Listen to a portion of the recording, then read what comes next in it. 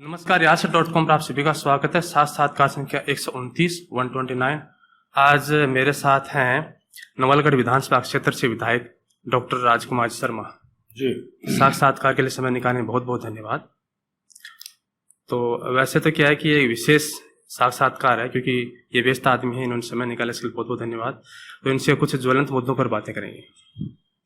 अभी देखें तो पूरा राजस्थान वैसे सुलग सा रहा है, कहीं तो किसान आंदोलन हो रहा है, कहीं व्यापारी वर्ग भी परेशान हैं, कैसे कि कैंप लग रहे हैं लेकिन अधिकारी गायब हैं, नदारत हैं। ठीक है, तो इन्हीं मुद्दों पर हम बातचीत करेंगे। देखिए, सबसे पहले तो मैं आपको बहुत बहुत बधाई देता हूँ और आपका धन्यवाद भी देना चाहता हूँ कि आपने एक ऐसी मुहिम ग्रामीण अंचल से आपने शुरू की है। गांव के मुद्दे, गांव के जनप्रतिनिधियों को उनके साक्षात्कार लेकर और जमीन से जुड़ी समस्याएं क्या हैं ये आपने शुरुआत की। उसके लिए मैं आपको मुबारकबाद भी देता हूं, बधाई भी देता हूं, धन्यवाद भी देता हूं और मैं शुभकामनाएं भी देता हूं कि आप ऐसे मुद्दों को आप उठाते रहें। युवा हैं आप, और युवा है तो निश्चित रूप से समाज के अंदर नई जागृति ला सकते हैं। इसके लिए मेरी तरफ से बहुत बहुत शुभकामनाएं। वर्तमान के दौर में जिस प्रकार से राजस्थान में, मैं राजस्थान की बात करूंगा क्योंकि पूरा देश तो सबके सामने है, लेकिन राजस्थान का निवासी हूँ, कि आज राजस्थान के अंदर किसान सड़कों पे हैं, व्यापारी सड़कों पे है, युवा सड़कों पे हैं, महिलाएं सड़कों पे हैं, आपके छात्र छात्राएं, युवा, बेरोजगार, नौजवान सब सड़कों पे हैं। आज हो क्या रहा है हमारे प्रदेश में, हमारे देश में? जिस प्रकार से अलग अलग समस्याओं को लेकर हमारे राष्ट्र की जो समस्या है उनसे तो देश जूझ रहा है, बट जो लोकल समस्या है, आप कर्मचारियों का, आज ग्राम सेवक चले गए आपके लंबी छुट्टियों पे, पटवारी चले गए, गिरदावर चले गए, कल वीडियो जाने की धमकी दे रहे हैं, तहसीलदार जाने की धमकी दे रहे हो। कैसे प्रशासन चलेगा? कैसे आप गांव के अंदर जो शिविर चला रहे हो, उन शिविरों को आप चला के सिर्फ एक फॉर्मेलिटी करना चाहते हो तो करो, लेकिन अगर आप जनता को वास्तव में न्याय दिलाने के लिए अगर आपने उन शिविरों का आयोजन किया है तो कम से कम इनकी जो समस्या है, जो जायज मांगे हैं, उनको सरकार को तुरंत माननी चाहिए थी और ऐसी हालात पैदा होने ही नहीं चाहिए थे कि ये लोग हड़ताल की तरफ चले जाएं। जी। इसके कारण क्या है? कारण मैं ये कह रहा हूं कि बड़ी बड़ी बातें चुनाव में की गई, वो चाहे वो केंद्र के चुनाव हो, चाहे राज्य के चुनाव हो। आज अगर हम किसी को कोई भी आश्वासन देते हैं और वो आश्वासन पूरा नहीं करते हैं, उदाहरण के तौर पे आज उत्तर प्रदेश के अंदर और महाराष्ट्र के अंदर किसानों का कर्ज माफ हो गया। तो जब सरकार आपकी केंद्र में भी है, आपकी स्टेट में भी है, वहां भी, यहाँ भी, तो राजस्थान के किसानों ने ऐसा क्या गुनाह किया है जो उनका कर्ज माफ नहीं कर रहे हो? पिछले कुछ दिनों पहले मैं आपको बताना चाह रहा हूँ कि हमारे सौंतली गांव के अंदर एक किसान ने कर्ज से तंग आकर आत्महत्या कर ली। अच्छा। तो सरकार ने 5 लाख रुपए देके अपनी तीसरी मान ली, और वो भी मुझे लगता है कि किसी व्यक्ति ने वो मदद की, सरकार ने तो नहीं की मदद। तो आप सोचिए कि हजारों लाखों किसान हैं, उनकी स्थितियां कितनी बुरी हो रखी है। तो किसानों की सरकार का दम्भ बनने वाली है सरकार, इनको मानना चाहिए। सरकार को कर्ज माफ करना चाहिए। और बिजली वाले मामले के अंदर भी आपको पता है कितना पैसा बढ़ा दिया, फिर थोड़ा सा रिलीफ देकर लोगों को राजी करने का प्रयास किया, लेकिन जनता सब समझती है। आज जीएसटी का भारतीय जनता पार्टी ने विरोध किया था और आज वो जीएसटी को इन्होंने लागू कर दिया। आज कपड़े का व्यवसाय करने वाले सारे व्यापारी पूरे देश के अंदर सड़कों पे हैं। पूरा राजस्थान कल बंद था और धीरे धीरे अलग अलग और जो व्यापारी वर्ग हैं उनमें सब में रोष व्याप्त है। तो सरकार को जनहित का ध्यान में रखते हुए, व्यापारी हित का ध्यान में रखते हुए, आम जनता का, किसान का, युवाओं का, सबका ध्यान में रखते हुए इन समस्याओं पर अगर जल्दी नियंत्रण नहीं किया गया तो आने वाले समय में स्थिति भयावह हो सकती है। एक चीज मैंने महसूस किया कि केंद्र सरकार ने जिन जिन मुद्दों पर कांग्रेस को घेरा, रोका, जी बिल्कुल, उन कानूनों को पास होने से पहले रोक दिया। संसद भी नहीं चल रही थी उस समय, फिर उन्हीं कानूनों को झटका पूछकर नई फाइल में नाम रखकर उन्हीं को पास कर दिया। तो ये आप सोचिए कि एफडीआई के ऊपर भारतीय जनता पार्टी ने सबसे पहले विरोध किया, संसद को ठप किया, और अब जीएसटी का भी यही था, जीएसटी के अंदर भी इन्होंने यही किया। और एफडीआई के अंदर तो जब डिफेंस के अंदर एफडीआई का मामला आया तब तो उस समय तो बीजेपी ने कहा कि अगर डिफेंस में एफडीआई आ गई तो पूरे देश के अंदर आपातकाल की स्थिति हो जाएगी, चला जाएगा। वो चला जाएगा। और आज देख लीजिए 100% एफडीआई करके ये लोग बैठे हुए। तो कथनी और करनी में अंतर इन लोगों को साफ झलकता है। तो मैं साफ शब्दों में कह रहा हूं कि स्थितियां अभी राजस्थान की, प्रदेश और देश की अच्छी नहीं है। मैं तो प्रधानमंत्री जी से, मुख्यमंत्री जी से अपील करूंगा कि आप जनहित को ध्यान में रखते हुए शांति व्यवस्था कायम रखें और एमपी जैसा उदाहरण और किसी प्रदेश में नहीं हो, हमारे इस प्रदेश में नहीं हो, किसी की नजर नहीं लगे, इसलिए आपको समय रहते कदम उठाने चाहिए, वरना हालात बेकाबू हो जाएंगे। अच्छा, कई बार किसान किसी बैनर तले होते हैं, किसी कभी मार्क्सवादी पार्टी के तले होते हैं, तो किसानों का बैनर थोड़ी होना चाहिए। देखो, किसानों का मत बिल्कुल पक्ष में नहीं हो कि किसान किसी बैनर के नीचे है। किसानों का क्या बैनर है? किसान तो किसान है।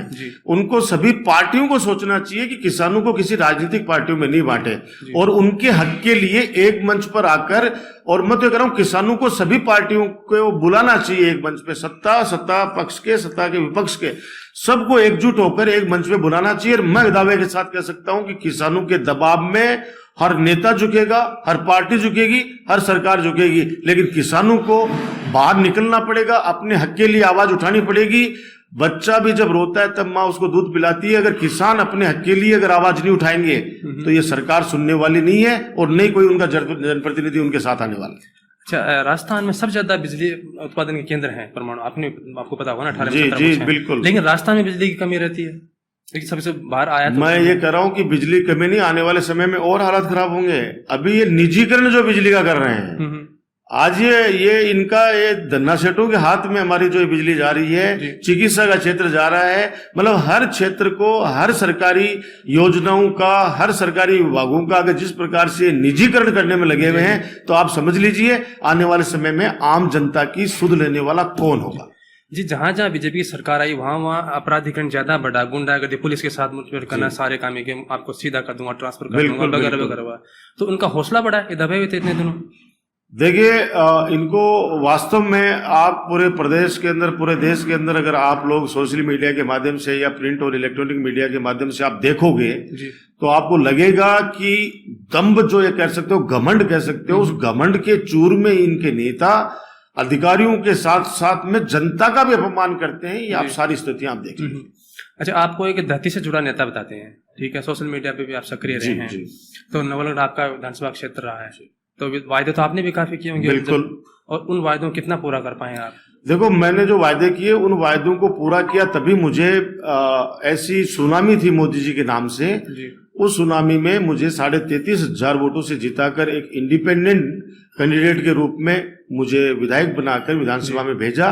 तो आप समझ लीजिए कि मैंने जो वादे किए थे उनको पूरा किया, और जो उस समय हम पूरा नहीं कर पाए, जो काम उस समय हमने स्टार्ट किए थे, वो आज 3.5 साल, 3.25 साल होने जाई, इस सरकार ने वो काम अधूरे कर रखे। चाहे सैटेलाइट अस्पताल का मामला हो, चाहे हमारा बाबा साहब भीमराव अंबेडकर छात्रावास का मामला हो, या गांव-गांव के अंदर जो हमने चिकित्सालय खोले, उन चिकित्सालयों के भवन बनाने का मामला हो, सारे के सारे काम इन्होंने ठप कर रखे। शिक्षा की क्या स्थिति है अपने नवलगढ़ में? शिक्षा की स्थिति, सरकारी स्कूलों को ज्यादातर बंद कर दिया योजनाबद्ध तरीके से। अब ये बहाना ये लेते हैं कि साहब वहां पे नामांकन नहीं है, तो मैं कह रहा हूं कि नामांकन होगा कैसे जब आपने विज्ञान सब्जेक्ट वहां पे खोल दिया और आपका विज्ञान का टीचर आपके पास 5-5 साल से उस स्कूल में नहीं है, तो बच्चे तो दूसरे स्कूल में पलायन करेंगे। तो आप स्कूलों के अंदर अपना स्टाफ पूरा रखिए ना, तो बच्चे सरकारी स्कूलों में आएंगे। लेकिन ये क्या मतलब हुआ कि साहब इसमें बच्चे नहीं है, आप स्कूलों को बंद कर दो। आज सैकड़ों स्कूलें हमारे झुंझुनू जिले में बंद कर दी, हजारों की संख्या के अंदर पूरे राजस्थान में बंद कर दी, जो ये शर्मनाक है। और शिक्षा का जो ये जिस प्रकार से भट्टा बिठाने में लगे हुए हैं, मुझे नहीं लगता कि आने वाले समय के अंदर ये आम जनहित के अंदर वो फैसला ले पाए।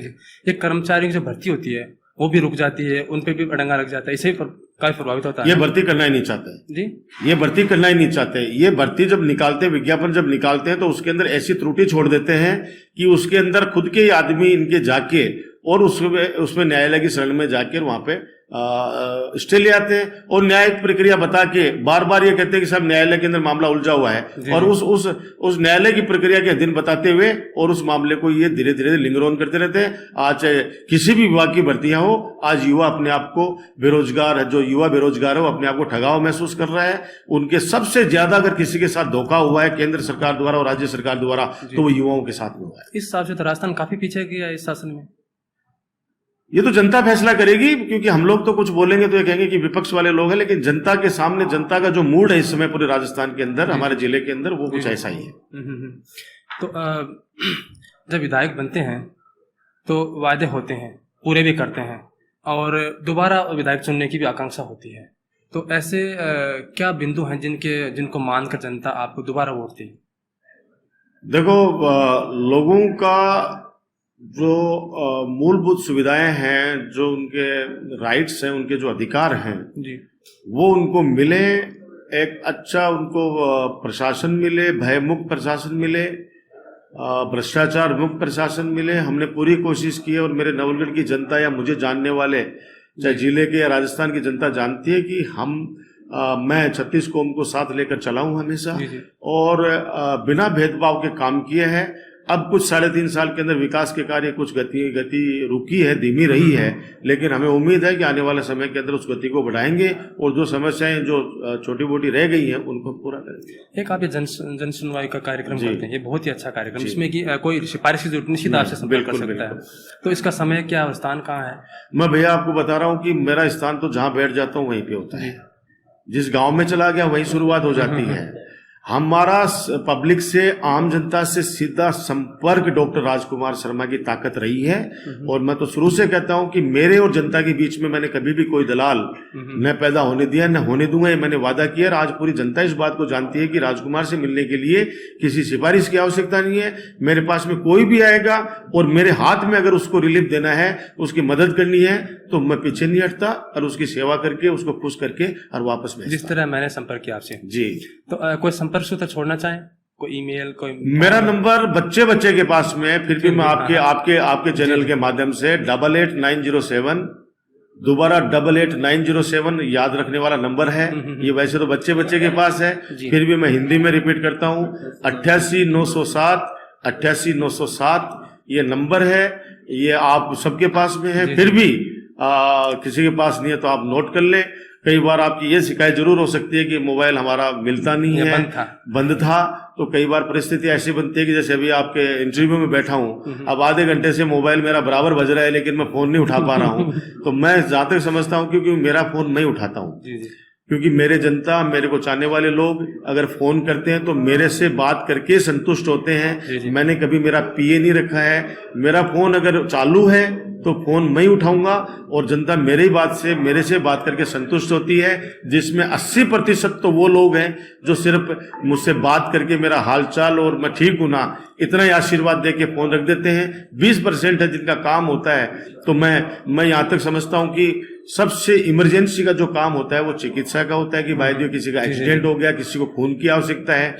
तो ये जो मुझे जानते हैं, मेरे नवलगढ़ क्षेत्र की जनता, झुंझुनू, सबको पता है इस बात का कि मेरे अनुज राजपाल के नंबर, एसएमएस के अंदर जो 4-5 लड़के जो 24 घंटे आपकी सेवा में लगे हुए हैं, या मेरे जो कार्यकर्ताओं के, मेरे साथियों के नंबर, वो सब 24 घंटे अवेलेबल रहते हैं। तो खून के अभाव में, इलाज के अभाव में, ऑपरेशन के अभाव में हम किसी की जान नहीं जाने देंगे, बाकी बचाने वाला ऊपर वाला है। इसलिए इमरजेंसी जो सेवा है वो आपको, हमारे साथियों, सैकड़ों साथियों की फौज है। इसलिए मेरा फोन अगर बंद भी है तो उस बात से प्रभावित नहीं होता। लेकिन कोई ऐसे काम है जो कल भी हो सकते हैं, परसों भी, तो मेरा फोन 1 घंटे 2 घंटे बाद में खुल ही जाता है। लेकिन मैं कोशिश करूंगा कि ज्यादा से ज्यादा खुला रखूं, क्योंकि हजारों की तादाद में फोन आते हैं, क्योंकि हर व्यक्ति के पास फोन आते हैं, तो कुछ परिस्थितियां कई बार हो जाती हैं।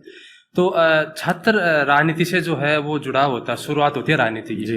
तो कई बार क्या कि मोस्टली स्टूडेंट भटक जाते हैं, व्यसन की तरफ चले जाते हैं। तो एक छोटा सा संदेश युवा नेताओं के नाम। देखिए, एक शिक्षक का लड़का हूँ। मेरे फादर रामनिया जी शास्त्री जी संस्कृत के टीचर रहे हैं। आज वो सेवानिवृत्त होने के बाद में मेरे गांव परशुरामपुरा के अंदर गौ माता की सेवा कर रहे हैं, गौशाला का संचालन करते हैं। आज गौ माता के आशीर्वाद से, माता पिता के आशीर्वाद से, बड़े बुजुर्गों के आशीर्वाद से ही आज मैं इस मुकाम पे पहुंचा हूं कि जनप्रतिनिधि के रूप में मुझे लोगों ने, जनसेवक के रूप में मुझे स्वीकार किया है। हमारे घर में तो भाई कोई पंच भी कभी नहीं बना, पंच का चुनाव ही किसी ने नहीं लड़ा। लेकिन जब यूनिवर्सिटी के अंदर आप जैसे भाइयों की मदद की, वहां सेवा की, तो आप लोगों ने हमें यूनिवर्सिटी का अध्यक्ष बना दिया। यूनिवर्सिटी अध्यक्ष से पहले कॉलेज का अध्यक्ष बना दिया। और उसके बाद में जैसे लोग कहते हैं काट के हंडी एक बार चढ़ती है, दोबारा नहीं चढ़ती। मेरे काम को देखते हुए मेरे अनुज राजपाल को मेरे बाद के अंदर फिर उसी यूनिवर्सिटी के अंदर उसी सीट पे लाना, विश्वास है तो अध्यक्ष बनाना, ये उसी बात को साबित करता है कि लोगों ने हम पे विश्वास व्यक्त किया। हर जाति की वर्ग के लोगों ने, सभी 36 कौम के बच्चों ने, छात्राओं ने हमें मदद की, हमारे को सहयोग किया और हम दोनों भाइयों को अध्यक्ष बनाकर हमें सम्मान दिया, हमारे को इज्जत बख्शी। और उसके बाद में नवलगढ़ के लोगों ने, 36 कौम के लोगों ने जिस प्रकार से आशीर्वाद बरसाया है, वोट नवलगढ़ के लोग देते हैं, लेकिन दुआ मेरे लिए झुंझुनू से लेके पूरे राजस्थान के लोग करते हैं जो मेरे को पहचानते हैं। तो मैं उन सबका शुक्रिया अदा करना चाहता हूं और भरोसा दिलाता हूं आपके माध्यम से आम जनता को कि हमारे पास कोई भी आएगा उसको निराशा हाथ नहीं लगेगी और आने वाले समय के अंदर हर सुख दुख में उनके साथ खड़े रहेंगे जैसा पहले खड़े होते हैं। ठीक है राजकुमार जी, आप व्यस्त आदमी हैं, आपने समय निकाला, इसके लिए बहुत बहुत धन्यवाद। और जो ज्वलंत मुद्दे हैं उन पर आपने कुछ राय व्यक्त की, इसके लिए आपका बहुत बहुत आभार। मैं आपका फिर पुनः शुक्रिया अदा करना चाहता हूं कि आपने मुहिम छेड़ी है, इसको आगे बढ़ाओ और आम जनता के बीच के अंदर आप जिस प्रकार से अपने चैनल को लेके जा रहे हो, अपनी बातों को लेके जा रहे हो, अपना समय खराब करते हो, अपना पैसा इसमें लगाते हो, क्योंकि आज अर्थ प्रधान युग है, उसके अंदर आप आना, गाड़ी का पेट्रोल भी खर्च होता है, लेकिन आप जिस प्रकार से लगे हो तो मैं आपके और आपके माता पिता का शुक्रिया अदा करना चाहता हूं कि आपने ऐसा लाल पैदा किया जो जनता के बीच में रहकर जनता की आवाज को उठाना चाहता है। रमजान का मुबारक महीना है, मैं पूरे प्रदेश वासियों को, जिले वासियों को, मेरे नवलगढ़ वासियों को मेरी तरफ से बहुत बहुत मुबारकबाद देता हूं और ऊपर वाले से यही दुआ करता हूं, प्रार्थना करता हूं कि हम सब लोग इस मुबारक मौके पर, इस मुबारक महीने में हम सब लोग साथ रहें, हमेशा साथ रहें, शांति से रहें और मानवता जो चीज है, मैं तो हमेशा एक चीज कहता हूं कि न हिंदू बुरा है ना मुसलमान बुरा है, बिक जाए जिसका ईमान वो इंसान बुरा है। ये मैं तो इसी लाइन पे चलता हूं, इसीलिए सब लोग खुश रहें, सब लोग साथ रहें और कुछ लोग जो समाज को तोड़ना चाहते हैं उन लोगों से सावधान रहें। धन्यवाद। जय हिंद, जय भारत।